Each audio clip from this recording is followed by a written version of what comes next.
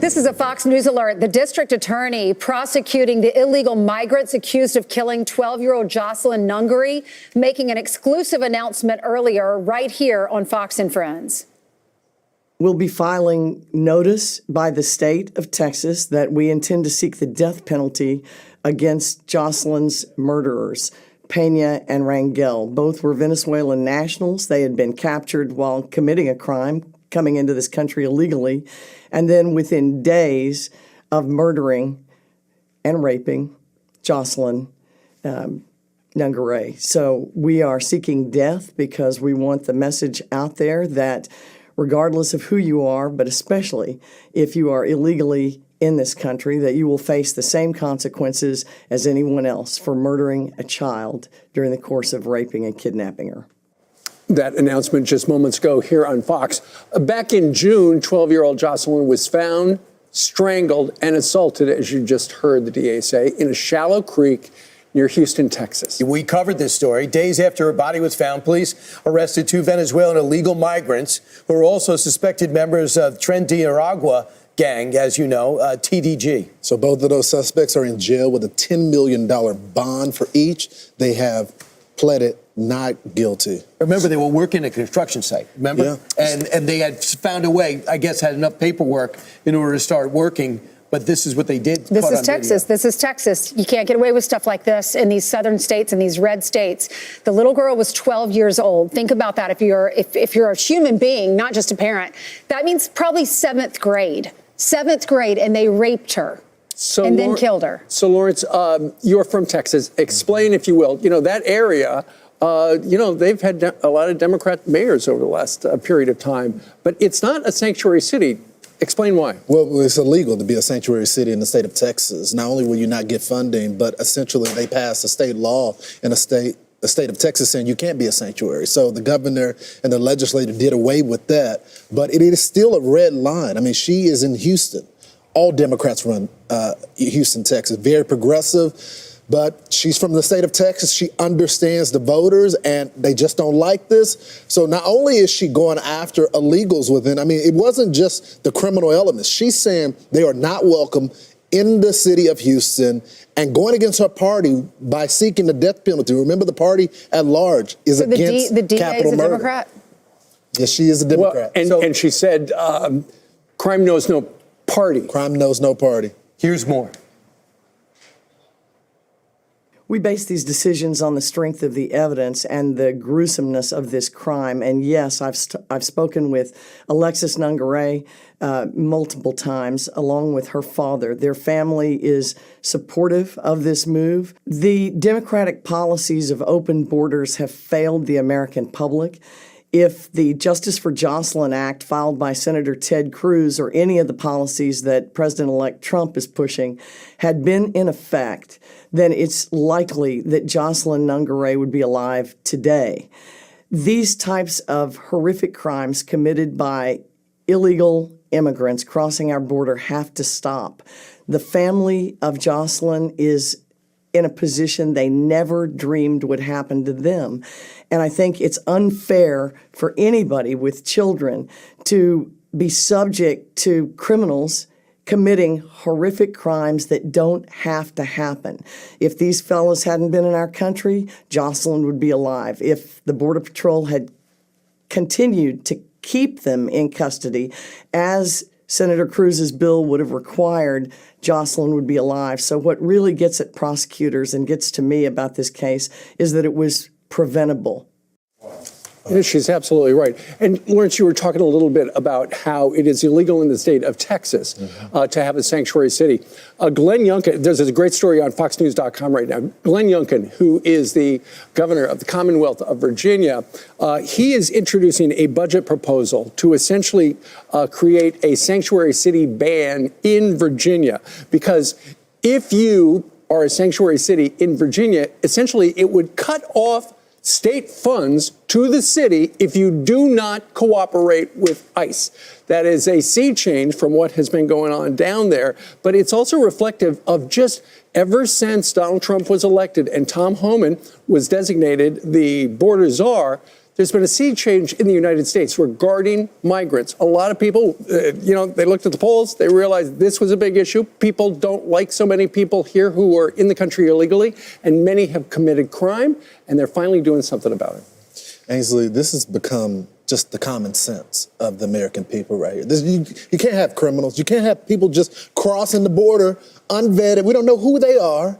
And tragically, we have a young girl, life totally ahead of her, raped and murdered. Terrible. And it's because of Joe Biden's immigration policy that allowed him to get here. We're smarter than this as a country. And I think the American people, they voiced that at the polls in November. We know when you see the faces of Jocelyn, or you see the faces of Laken Riley, her killer too, would have been behind bars if this weren't a sanctuary city and if we didn't protect the illegals. That guy had a rap sheet. Instead, he was at the Roosevelt Hotel that you, the taxpayer, were paying for. And then he requested to get on a plane and fly down to Athens with his brother, which is where they lived, right next to that park where Laken Riley was killed. So in both of these situations, if they had been deported initially, not only did they break the law when they came across, but also committed more crimes, they should have been deported. And they weren't. And now 2 little girls' lives are gone, lost forever. Jocelyn's parents were with President Trump in Arizona, speaking at a lot of events. They want to make sure this doesn't happen again, but it did. We found out that a 7-year-old lost their lives when an illegal alien driving drunk killed her. Tom Homan saw this story, knew it already. We played it back to him. Here's his reaction. Throughout my career, I've seen a lot of tragedies. We've talked about many tragedies. I've been back with tractor trailer in 19 dead people at my feet, including a 5-year-old boy suffocated to death. I thought the girls as young as 9 years old that were raped multiple times by criminal cartels. And once you sit to we talked to a little 9-year-old girl that went through that sort of hell, it changes who you are. So yeah, I'm very passionate. It isn't just about illegal immigration. It's about the sexual assault of young girls and the murder of young girls in this country this year. It breaks my heart. And it's about fentanyl. It's killed a quarter million Americans. It's about a record number of people on terrorist watch lists. It's about 600% increase in sex trafficking. It's sick, and we can stop it. President Trump had the most secure border of my lifetime. We had the stuff locked down, and this administration opened the border up, and why you have all this bad things happening now. So now he's taking action, and he's not just sitting around. Now he's got the border czar title. He's been in Chicago. He's been to New York. Yesterday he met with Mayor Adams, who was a captain of the police. And even though he wasn't as active, and he's been a little wishy-washy on this, when Joe Biden gave him the Heisman, when he asked for some money to finance the 67,000, the 100,000+ of trafficked through here illegally, and the 67,000 we're still housing, they wanted no part of Mayor Adams. Now he, under indictment, maybe perhaps, he sat down with Tom Homan. He goes, I want to hear what his plan is. And the plan impressed the mayor, and the mayor impressed Homan.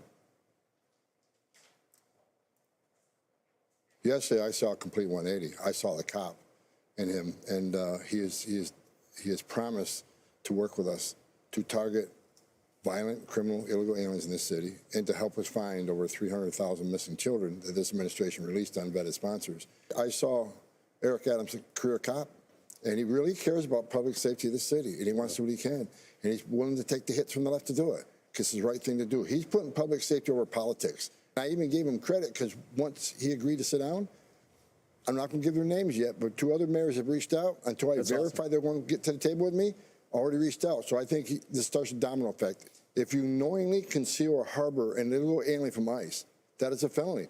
When I was an agent a long time ago, I've arrested U.S. citizens for harboring an alien in their home or place of employment. If I can do it to a citizen, why can't I do it to a politician who's going to actively get in our way, prevent us from doing our job? To the Democratic mayors, it's not too late to do the right thing. I mean, you have the political cover of there being a mandate. The 60% of the country is for mass deportations. If you look at all of your cities, they pretty much went more red. So there's a mandate when it comes to the country. There's a vibe when it comes to the country. Just do the right thing. We're only asking you to do the logical thing when there are criminals in your custody. Just turn them over the ICE. No one even is asking for your assistance for the other deportation. Tom Homan made it very clear. I'm not asking local police to be a part of ICE. I just want the criminals. Turn them over. You know, and the message is so loud and clear from Tom Homan and Donald Trump. And the reason it's loud and clear is because we haven't heard this for 4 years. I mean, in the interview with us, he's talking about going after criminal aliens, people who are in this country. A lot of them committed felonies, and they're out and about and in sanctuary cities and elsewhere. And he's talking about finding the missing children. 300,000 missing children is the number. It could be much higher than that. So, you know, bravo to the two of them sitting down. Politically, they come from different worlds, but they are united in one thing, and that is to make America safer. All right. The thing is, it's going to get a little bit more difficult after the criminals. That's right. They are going to throw out the families because you don't belong here. You overstayed your visa. You don't show up. You'll be next. And little by little, they'll get down to it. Then when it comes down to the dreamers, there'll probably be a deal to be had. But for 26 states, they're going to be doing the right